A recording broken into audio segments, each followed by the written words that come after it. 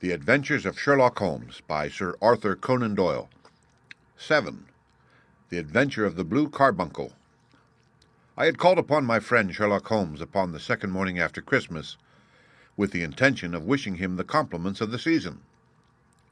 He was lounging upon the sofa in a purple dressing-gown, a pipe-rack within his reach upon the right, and a pile of crumpled morning papers evidently newly studied near at hand. Beside the couch was a wooden chair, and on the angle of the back hung a very seedy and disreputable hard felt hat, much the worse for wear, and cracked in several places. A lens and a forceps lying upon the seat of the chair suggested that the hat had been suspended in this manner for the purpose of examination. "You are engaged," said I. "Perhaps I interrupt you." "Not at all. I'm glad to have a friend with whom I can discuss my results. The matter is a perfectly trivial one." He jerked his thumb in the direction of the old hat. "But there are points in connection with it which are not entirely devoid of interest and even of instruction." I seated myself in his armchair and warmed my hands before his crackling fire, for a sharp frost had set in, and the windows were thick with the ice crystals. "I suppose," I remarked, "that, homely as it looks, this thing has some deadly story linked on to it, that it is the clue which will guide you in the solution of some mystery and the punishment of some crime." No crime," said Sherlock Holmes, laughing. "Only one of those whimsical little incidents which will happen when you have 4,000,000 beings all jostling each other within the space of a few square miles. Amid the action and reaction of so dense a swarm of humanity, every possible combination of events may be expected to take place, and many a little problem will be presented which may be striking and bizarre without being criminal. We have already had experience of such." "So much so," I remarked, "that of the last 6 cases which I have added to my notes, 3 have been entirely free of any legal crime." "Precisely. You allude to my attempt to recover the Irene Adler papers, to the singular case of Miss Mary Sutherland, and to the adventure of the man with the twisted lip. Well, I have no doubt that this small matter will fall into the same innocent category. You know Peterson, the commissionaire?" "Yes." "It is to him that this trophy belongs." "It is his hat?" No, he found it. Its owner is unknown. I beg that you will look upon it not as a battered billycock, but as an intellectual problem. And, first, as to how it came here. It arrived upon Christmas morning in company with a good fat goose, which is, I have no doubt, roasting at this moment in front of Peterson's fire. The facts are these. About 4 o'clock on Christmas morning, Peterson, who, as you know, is a very honest fellow, was returning from some small jollification, and was making his way homeward toward Tottenham Court Road. In front of him he saw in the gaslight a tallish man walking with a slight stagger and carrying a white goose slung over his shoulder. As he reached the corner of Goodge Street, a row broke out between this stranger and a little knot of roughs. One of the latter knocked off the man's hat, on which he raised his stick to defend himself, and swinging it over his head, smashed the shop window behind him. Peterson had rushed forward to protect the stranger from his assailants, but the man, shocked at having broken the window and seeing an official-looking person in uniform rushing towards him, dropped his goose, took to his heels, and vanished amid the labyrinth of small streets which lie at the back of Tottenham Court Road.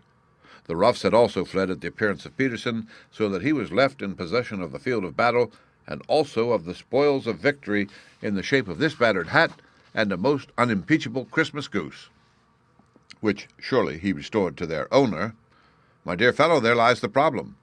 It is true that "For Mrs. Henry Baker" was printed upon a small card which was tied to the bird's left leg, and it is also true that the initials H.B. are legible upon the lining of this hat. But as there are some thousands of Bakers and some hundreds of Henry Bakers in this city of ours, it is not easy to restore lost property to any one of them. What then did Peterson do? He brought round both goose and hat to me on Christmas morning, knowing that even the smallest problems are of interest to me. The goose we retained until this morning, when there were signs that, in spite of the slight frost, it would be well that it should be eaten without unnecessary delay. Its finder has carried it off, therefore, to fulfill the ultimate destiny of a goose, while I continue to retain the hat of the unknown gentleman who lost his Christmas dinner. Did he not advertise? No. Then what clue could you have as to his identity? Only as much as we can deduce. From his hat? Precisely. But you are joking. What can you gather from this old battered felt? Here is my lens. You know my methods. What can you gather yourself as to the individuality of the man who has worn this article?" I took the tattered object in my hands and turned it over rather ruefully. It was a very ordinary black hat of the usual round shape, hard and much the worse for wear. The lining had been of red silk, but was a good deal discolored. There was no maker's name, but as Holmes had remarked, the initials H.B. were scrawled upon one side. It was pierced in the brim for a hat secure, but the elastic was missing. For the rest, it was cracked, exceedingly dusty, and spotted in several places, although there seemed to have been some attempt to hide the discolored patches by smearing them with ink. "I can see nothing," said I, handing it back to my friend. "On the contrary, Watson, you can see everything. You fail, however, to reason from what you see. You are too timid in drawing your inferences. Then pray tell me what it is that you can infer from this hat." He picked it up and gazed at it in the peculiar introspective fashion which was characteristic of him. "It is perhaps less suggestive than it might have been," he remarked, "and yet there are a few inferences which are very distinct, and a few others which represent at least a strong balance of probability. That the man was highly intellectual is of course obvious upon the face of it, and also that he was fairly well-to-do within the last 3 years, although he has now fallen upon evil days. He had foresight, but has less now than formerly, pointing to a moral retrogression which, when taken with the decline of his fortunes, seems to indicate some evil influence, probably drink, at work upon him. This may account also for the obvious fact that his wife has ceased to love him." "My dear Holmes!" "He has, however, retained some degree of self-respect," he continued, disregarding my remonstrance. "He is a man who leads a sedentary life, goes out little, is out of training entirely, is middle-aged, has grizzled hair, which he has had cut within the last few days, and which he anoints with lime cream. These are the more patent facts which are to be deduced from his hat. Also, by the way, that it is extremely improbable that he has gas laid on in his house." "You are certainly joking, Holmes." "Not in the least. Is it possible that even now, when I give you these results, you are unable to see how they are attained?" "I have no doubt that I am very stupid, but I must confess that I am unable to follow you. For example, how did you deduce that this man was intellectual?" For answer, Holmes clapped the hat upon his head. It came right over the forehead and settled upon the bridge of his nose. "It is a question of cubic capacity," said he. "A man with so large a brain must have something in it." "The decline of his fortunes, then?" "This hat is 3 years old. These flat brims curled at the edge came in then. It is a hat of the very best quality. Look at the band of ribbed silk and the excellent lining. If this man could afford to buy so expensive a hat 3 years ago, and has had no hat since, then he has assuredly gone down in the world." "Well, that is clear enough, certainly. But how about the foresight and the moral retrogression?" Sherlock Holmes laughed. "Here is the foresight," said he, putting his finger upon the little disc and loop of the hat secure. "They are never sold upon hats. If this man ordered one, it is a sign of a certain amount of foresight, since he went out of his way to take this precaution against the wind. But since we see that he has broken the elastic and has not troubled to replace it, it is obvious that he has less foresight now than formerly, which is a distinct proof of a weakening nature. On the other hand, he has endeavored to conceal some of these stains upon the felt by daubing them with ink, which is a sign that he has not entirely lost his self-respect." "Your reasoning is certainly plausible. The further points, that he is middle-aged, that his hair is grizzled, that it has been recently cut, and that he uses lime cream, are all to be gathered from a close examination of the lower part of the lining. The lens discloses a large number of hair ends, clean cut by the scissors of the barber. They all appear to be adhesive, and there is a distinct odor of lime cream. This dust, you will observe, is not the gritty gray dust of the street, but the fluffy brown dust of the house, showing that it has been hung up indoors most of the time, while the marks of moisture upon the inside are proof positive that the wearer perspired very freely and could therefore hardly be in the best of training." "But his wife, you said that she had ceased to love him." "This hat has not been brushed for weeks. When I see you, my dear Watson, with a week's accumulation of dust upon your hat, and when your wife allows you to go out in such a state, I shall fear that you also have been unfortunate enough to lose your wife's affection." "But he might be a bachelor." "Nay, he was bringing home the goose as a peace offering to his wife. Remember the card upon the bird's leg." "You have an answer to everything, But how on earth do you deduce that the gas is not laid on in his house? One tallow stain, or even two, might come by chance, but when I see no less than 5, I think that there can be little doubt that the individual must be brought into frequent contact with burning tallow, walks upstairs at night, probably with hat in hand and a guttering candle in the other. Anyhow, he never got tallow stains from a gas jet. Are you satisfied? Well, it is very ingenious, said I, laughing, but since, as you said just now, there has been no crime committed and no harm done save the loss of a goose, all this seems to be rather a waste of energy. Sherlock Holmes had opened his mouth to reply when the door flew open and Peterson, the commissionaire, rushed into the apartment with flushed cheeks and the face of a man who is dazed with astonishment. "The goose, Mr. Holmes! The goose, sir!" he gasped. "Eh? What of it, then? Has it returned to life and flapped off through the kitchen window?" Holmes twisted himself round upon the sofa to get a fairer view of the man's excited face. "See here, sir! See what my wife found in its crop!" He held out his hand and displayed upon the center of the palm a brilliantly scintillating blue stone, rather smaller than a bean in size, but of such purity and radiance that it twinkled like an electric point in the dark hollow of his hand. Sherlock Holmes sat up with a whistle. "By Jove, Peterson," said he, "this is treasure trove indeed. I suppose you know what you have got?" "A diamond, sir, a precious stone. It cuts into glass as though it were putty." "It's more than a precious stone. It is the precious stone." "Not the Countess of Morcar's blue carbuncle," I ejaculated. "Precisely so.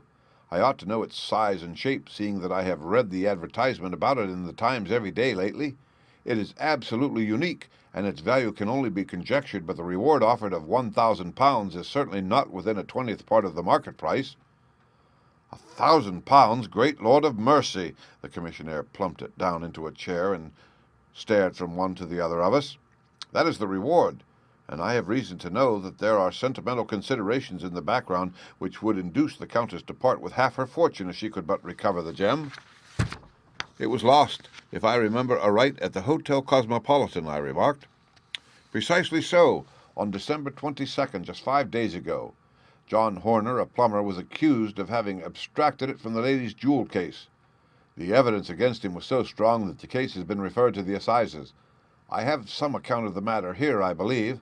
He rummaged amid his newspapers, glancing over the dates, until at last he smoothed one out, doubled it over, and read the following paragraph. "Hotel Cosmopolitan jewel robbery. John Horner, 26, plumber, was brought up upon the charge of having upon the 22nd abstracted from the jewel case of the Countess of Morcar the valuable gem known as the Blue Carbuncle.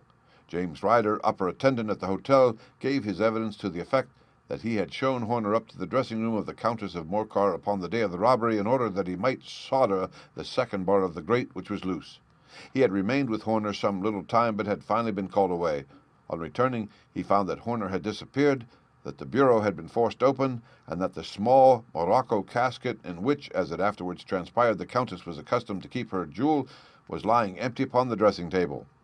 Ryder instantly gave the alarm, and Horner was arrested the same evening, but the stone could not be found either upon his person or in his rooms. Catherine Cusack, maid to the Countess, deposed to having heard Ryder's cry of dismay on discovering the robbery, and to having rushed into the room, where she found matters as described by the last witness. Inspector Bradstreet, B Division, gave evidence as to the arrest of Horner, who struggled frantically and protested his innocence in the strongest terms. Evidence of a previous conviction for robbery having been given against the prisoner, the magistrate refused to deal summarily with the offense, but referred it to the assizes. Horner, who had shown signs of intense emotion during the proceedings, fainted away at the conclusion and was carried out of court. "Ahem! So much for the police court," said Holmes thoughtfully, tossing aside the paper. "The question for us now to solve is the sequence of events leading from a rifled jewel case at one end to the crop of a goose in Tottenham Court Road at the other. You see, Watson, our little deductions have suddenly assumed a much more important and less innocent aspect. Here is the stone. The stone came from the goose, and the goose came from Mr. Henry Baker, the gentleman with the bad hat, and all the other characteristics with which I have bored you. So now we must set ourselves very seriously to finding this gentleman and ascertaining what part he has played in this little mystery. To do this, We must try the simplest means first, and these lie undoubtedly in an advertisement in all the evening papers. If this fail, I shall have recourse to other methods. What will you say? Give me a pencil and that slip of paper. Now then, found at the corner of Goodge Street a goose and a black felt hat. Mr. Henry Baker can have the same by applying at 6:30 this evening at 221B Baker Street. That is clear and concise. Very, but will he see it? Well, he is sure to keep an eye on the papers, since, to a poor man, the loss was a heavy one. He was clearly so scared by his mischance in breaking the window and by the approach of Peterson that he thought of nothing but flight. Since then he must have bitterly regretted the impulse which caused him to drop his bird. Then again, the introduction of his name will cause him to see it, for everyone who knows him will direct his attention to it. Here you are, Peterson. Run down to the advertising agency and have this put in the evening papers. In which, sir? Oh, in the Globe, Star, the Pall Mall, St. James, Evening News, Standard, Echo, and any others that occur to you. Very well, sir. And this stone? Ah, yes. I shall keep the stone, thank you, and I say, Peterson, just buy a goose on your way back and leave it here with me, for we must now have one to give to this gentleman in place of the one which your family is now devouring. When the commissionaire had gone, Holmes took up the stone and held it against the light. "It's a bonny thing," said he.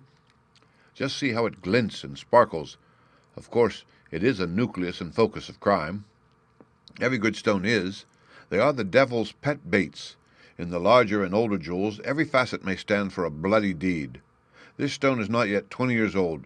It was found in the banks of the Amoy River in southern China, and is remarkable in having every characteristic of the carbuncle, save that it is blue in shade instead of ruby red.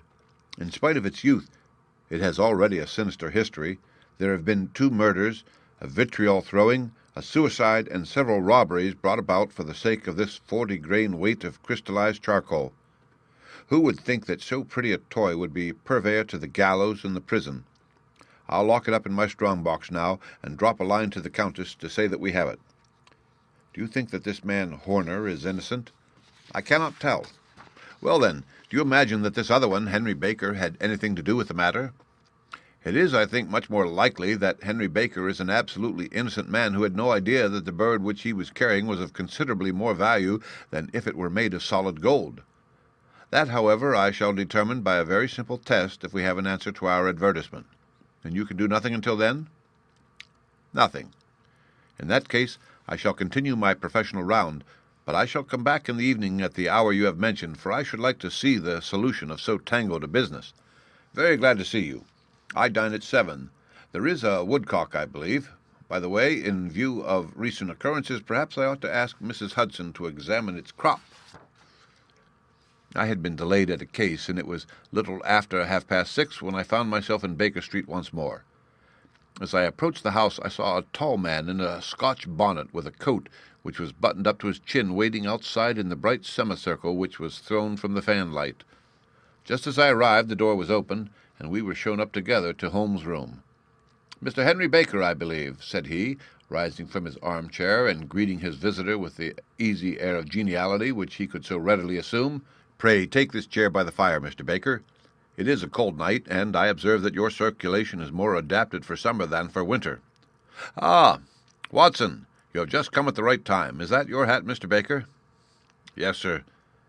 "That is undoubtedly my hat." He was a large man with rounded shoulders, a massive head, and a broad, intelligent face, sloping down to a pointed beard of grizzled brown. A touch of red in nose and cheeks, with a slight tremor of his extended hand, recalled Holmes' surmise as to his habits. His rusty black frock coat was buttoned right up in front, with the collar turned up, and his lank wrists protruding from his sleeves without a sign of cuff or shirt. He spoke in a slow, staccato fashion, choosing his words with care, and gave the impression generally of a man of learning and letters who had ill usage at the hands of fortune. "We have retained these things for some days," said Holmes, "because we expected to see an advertisement from you giving your address. I am at a loss to know why you do not advertise." Our visitor gave a rather shamefaced laugh. "Shillings have not been so plentiful with me as they once were," he remarked. "I had no doubt that the gang of roughs who assaulted me had carried off both my hat and the bird. I did not care to spend more money in a hopeless attempt at recovering them. Very naturally. By the way, about the bird, we were compelled to eat it. To eat it? Our visitor half rose from his chair in his excitement. Yes, it would have been of no use to anyone had we not done so. But I presume that this other goose upon the sideboard, which is about the same weight and perfectly fresh, will answer your purpose equally well? Oh, certainly, certainly, answered Mr. Baker with a sigh of relief. Of course, we still have the feathers, legs, crop, and so on of your own bird, so if you wish— The man burst into a hearty laugh. They might be useful to me as relics of my adventure, said he, but beyond that, I can hardly see what use the disjecta membra of my late acquaintance are going to be to me. No, sir, I think that with your permission I will confine my attention to the excellent bird which I perceive upon the sideboard. Sherlock Holmes glanced sharply across at me with a slight shrug of his shoulders. There is your hat, then, and there your bird, said he. By the way, would it bore you to tell me where you got the other one from? I am somewhat of a fowl fancier, and I have seldom seen a better brown goose. Certainly, sir, said Baker, who had risen and tucked his newly gained property under his arm. There are a few of us who frequent the Alpha Inn near the museum. We are to be found in the museum itself during the day, you understand. This year our good host, Windigate by name, instituted a goose club, by which, on consideration of some few pence every week, we were each to receive a bird at Christmas. My pence were duly paid, and the rest is familiar to you. I am much indebted to you, sir, for a Scotch bonnet is fitted neither to my years nor my gravity. With a comical pomposity of manner, he bowed solemnly to both of us, and strode off upon his way. So much for Mr. Henry Baker, said Holmes, when he had closed the door behind him. It is quite certain that he knows nothing whatever about the matter. Are you hungry, Watson? Not particularly. Then I suggest that we turn our dinner into a supper and follow up this clue while it is still hot. By all means. It was a bitter night, so we drew on our ulsters and wrapped cravats about our throats. Outside the stars were shining coldly in a cloudless sky, and the breath of the passers-by blew out into smoke like so many pistol shots.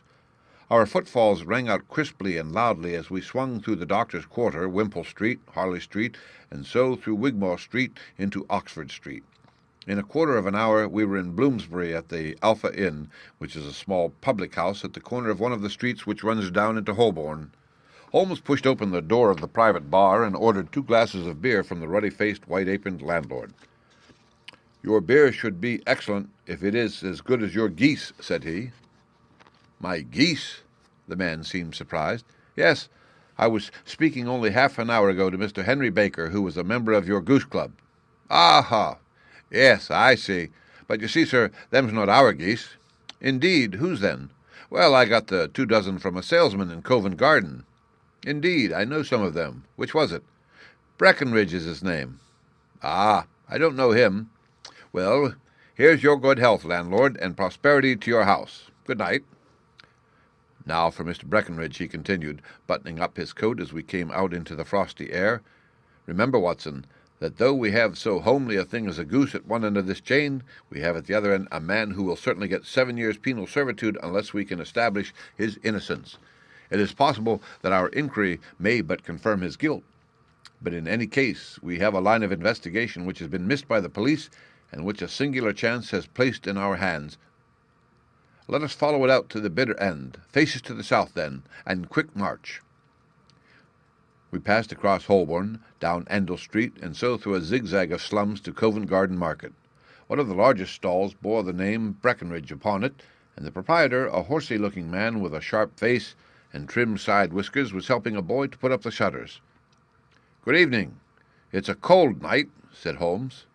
The salesman nodded and shot a questioning glance at my companion. Sold out of geese, I see, continued Holmes, pointing at the bare slabs of marble. Let you have 500 tomorrow morning. That's no good. Well, there are some on the stall with the gas flare. Ah, but I was recommended to you. Who by? The landlord of the Alpha. Oh, yes, I sent him a couple of dozen. Fine birds they were, too. Now, where did you get them from? To my surprise, the question provoked a burst of anger from the salesman.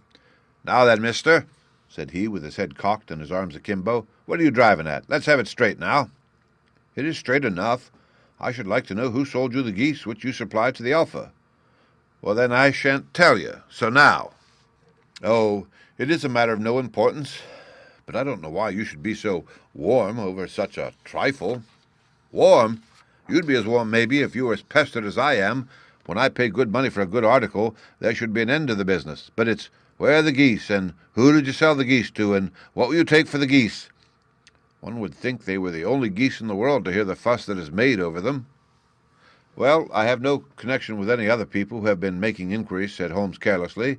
If you won't tell us the bet is off, that is all. But I'm always ready to back my opinion on a matter of fowls, and I have a fiver on it that the bird I ate is a country bred.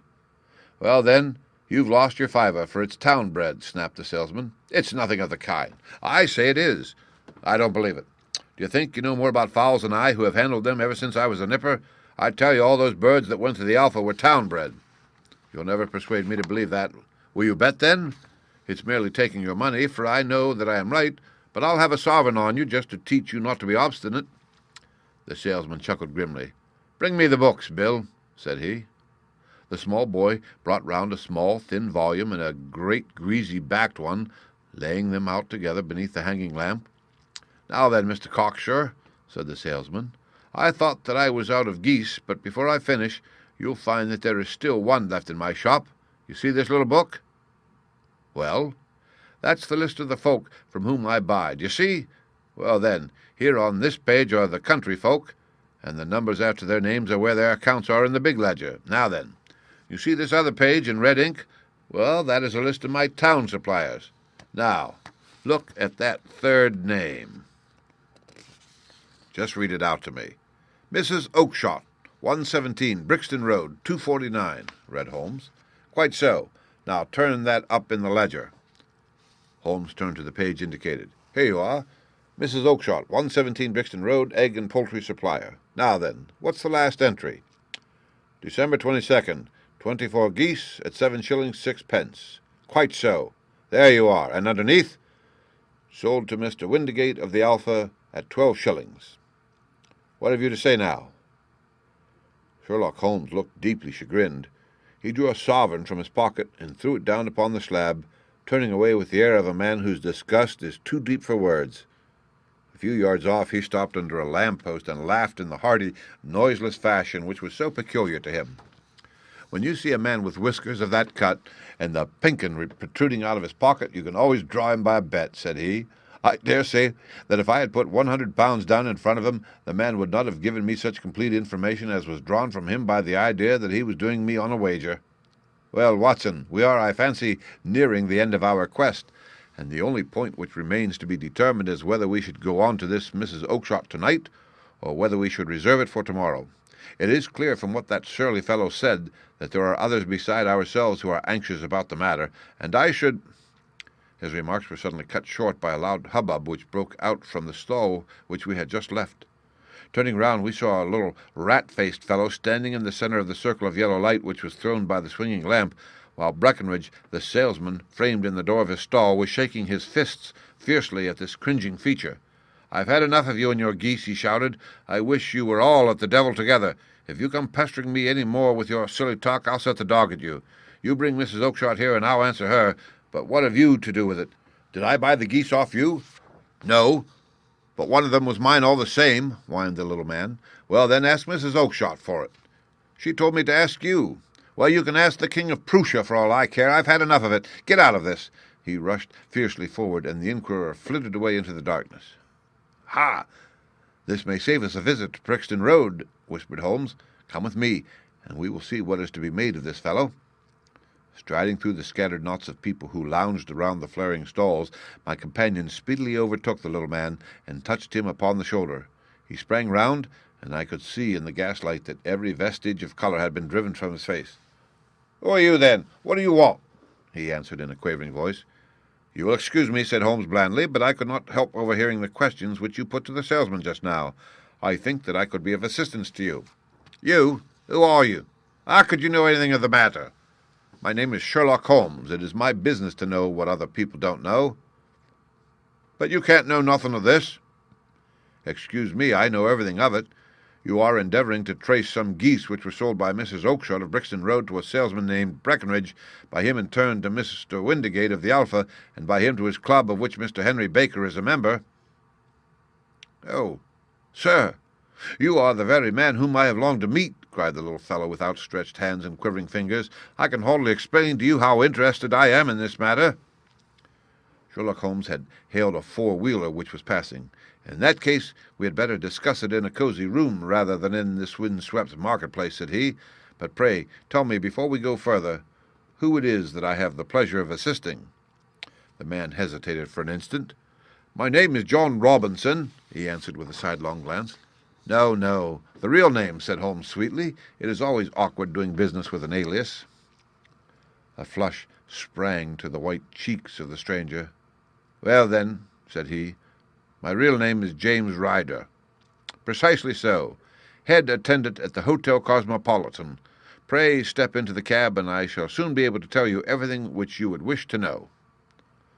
The little man stood glancing from one to the other of us with half-frightened, half-hopeful eyes, as one who is not sure whether he is on the verge of a windfall or of a catastrophe. Then he stepped into the cab, and in half an hour we were back in the sitting-room at Baker Street. Nothing had been said during our drive, but the high, thin breathing of our new companion and the claspings and unclaspings of his hands spoke of the nervous tension within him. "Here we are," said Holmes cheerily as we filed into the room. "The fire looks very seasonable in this weather. You look cold, Mr. Ryder. Pray take the basket chair. I will just put on my slippers before we settle this little matter of yours. Now then, you want to know what became of these geese?" "Yes, sir. Or rather, I fancy, of that goose. It was one bird, I imagine, in which you were interested, white, with a black bar across the tail." Ryder quivered with emotion. "Oh, sir," he cried, "can you tell me where it went to?" "It came here." "Here?" "Yes, and a most remarkable bird it proved. I don't wonder that you should take an interest in it. It laid an egg after it was dead, the bonniest, brightest little blue egg that ever was seen. I have it here in my museum." Our visitor staggered to his feet and clutched the mantelpiece with his right hand. Holmes unlocked his strong-box and held up the blue carbuncle, which shone out like a star, with a cold, brilliant, many-pointed radiance. Ryder stood glaring with a drawn face, uncertain whether to claim or to disown it. "The game's up, Ryder," said Holmes quietly. "Hold up, man, or you'll be into the fire. Give him an arm back into his chair, Watson. He's not got blood enough to go in for felony with impunity. Give him a dash of brandy. So. Now he looks a little more human. What a shrimp it is, to be sure." For a moment he had staggered and nearly fallen, but the brandy brought a tinge of color into his cheeks, and he sat staring with frightened eyes at his accuser. "I have almost every link in my hands, and all the proofs which I could possibly need, so there is little which you need tell me. Still, that little may as well be cleared up to make the case complete. You had heard, Ryder, of this little blue stone of the Countess of Morcar's?" "It was Catherine Cusack who told me of it," he said in a crackling voice. "I see. Her ladyship's waiting-maid. Well, the temptation of sudden wealth so easily acquired was too much for you, as it has been for better men before you. But you were not very scrupulous in the means you used. It seems to me, Ryder, that there is the making of a very pretty villain in you. You knew that this man Horner, the plumber, had been concerned in some such matter before, and that suspicion would rest the more readily upon him. What did you do then? You made some small job in my lady's room, you and your confederate Cusack, and you managed that he should be the man sent for. Then, when he left, you rifled the jewel case, raised the alarm, and had this unfortunate man arrested. You then—" Ryder threw himself down suddenly upon the rug and clutched at my companion's knees. "For God's sake, have mercy," he shrieked. "Think of my father, of my mother. It would break their hearts. I never went wrong before. I never will again. I swear it on the Bible. Oh, don't bring it into court. For Christ's sake, don't." "Get back into your chair," said Holmes sternly. "It is very well to cringe and crawl now, but you thought little enough of this poor Horner in the dock for a crime of which he knew nothing." "I will fly, Mr. Holmes. I will leave the country, sir. Then the charge against him will break down." "Hum. We will talk about that. And now let us hear a true account of the next act. How came the stone into the goose, and how came the goose into the open market? Tell us the truth, for there lies your only hope of safety." Ryder passed his tongue over his parched lips. "I will tell you it just as it happened, sir," said he. "When Horner had been arrested, it seemed to me that it would be best for me to get away with the stone at once, for I did not know at what moment the police might not take it into their heads to search me in my room. There was no place about the hotel where it would be safe. I went out as if on some commission, and I made for my sister's house. She had married a man named Oakshott and lived in Brixton Road, where she fattened fowls for the market, and all the way there every man I met seemed to me to be a policeman or a detective, and for all that it was a cold night. The sweat was pouring down my face before I came to the Brixton Road. My sister asked me what was the matter and why I was so pale, but I told her that I had been upset by the jewel robbery at the hotel. And then I went into the backyard and smoked a pipe and wondered what it would be best to do. I had a friend once called Maudsley, who went to the bad and has just been serving his time in Pentonville. One day he had met me and fell into talk about the ways of thieves and how they could get rid of what they stole. I knew that he would be true to me, for I knew one or two things about him. So I made up my mind to go right on to Kilburn, where he lived, and take him into me confidence. He would show me how to turn the stone into money, but how to get it to him in safety. I thought of the agonies I had gone through in coming from the hotel, and I might at any moment be seized and searched, and there would be the stone in my waistcoat pocket. I was leaning against the wall at the time and looking at the geese which were waddling about round my feet, and suddenly an idea came into my head which showed me how I could beat the best detective that ever lived. My sister had told me some weeks before that I might have the pick of her geese for a Christmas present, and I knew that she was always as good as her word. I would take my goose now, and in it I would carry my stone to Kilburn. There was a little shed in the yard, and behind this I drove one of the birds, a fine, big one, white with a barred tail, and I caught it, and prying its bill open, I thrust the stone down its throat as far as my finger could reach. The bird gave a gulp, and I felt the stone pass along its gullet and down into its crop. But the creature flapped and struggled, and out came my sister to know what was the matter. As I turned to speak to her, the brute broke loose and fluttered off amongst the others. "Whatever were you doing with that bird, Jem?" says she. "Well," said I, "you said you'd give me one for Christmas, and I was feeling which was the fattest." "Oh," says she, "we've set yours aside for you. Jem's bird, we call it. It's the big white one over yonder. There's 26 of them, which makes one for you and one for us, and 2 dozen for the market." "Thank you, Maggie," says I, "but if it's all the same to you, I'd rather have that one I was handling just now." "The other is a good 3 pound heavier," said she, "and we fattened it expressly for you." "Never mind, I'll have the other, and I'll take it now," said I. "Oh, just as you like," said she, a little huffed. "Which is it you want, then?" "That white one with the barred tail right in the middle of the flock." "Oh, very well, kill it and take it with you." Well, I did what she said, Mr. Holmes, and I carried the bird all the way to Kilburn. I told me pal what I had done, for he was a man that it was easy to tell a thing like that to, and he laughed until he choked, and we got a knife and opened the goose. My heart turned to water, for there was no sign of the stone, and I knew that some terrible mistake had occurred. I left the bird, rushed back to my sister's, and hurried into the backyard. There was not a bird to be seen. "Where are they all, Maggie?" I cried. "Gone to the dealers, Jem." "Which dealers?" "Breckenridge, of Covent Garden." "But was there another with a barred tail?" I asked, "the same as the one I chose?" "Yes, Jem, there were 2 barred-tailed ones, and I could never tell 'em apart." Well, then, of course, I saw it all, and I ran off as hard as my feet would carry me to this man Breckenridge. But he had sold the lot at once, and not one word would he tell me as to where they had gone. You heard him yourselves tonight. Well, he has always answered me like that.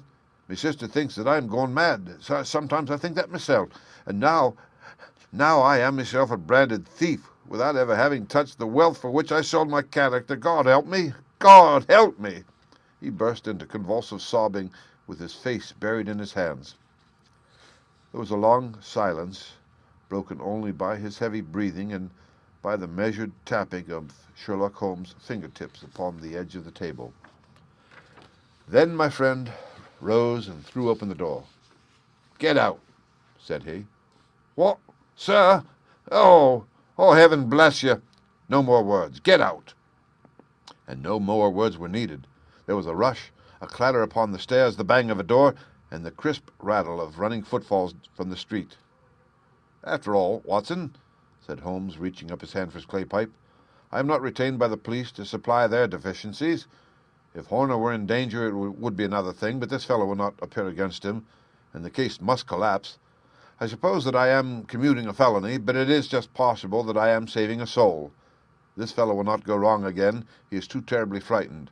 Send him to jail now, and you make him a jailbird for life. Besides, it is the season of forgiveness. Chance has put in our way a most singular and whimsical problem, and its solution is its own reward. If you will have the goodness to touch the bell, Doctor, we will begin another investigation in which also a bird will be the chief feature." The end.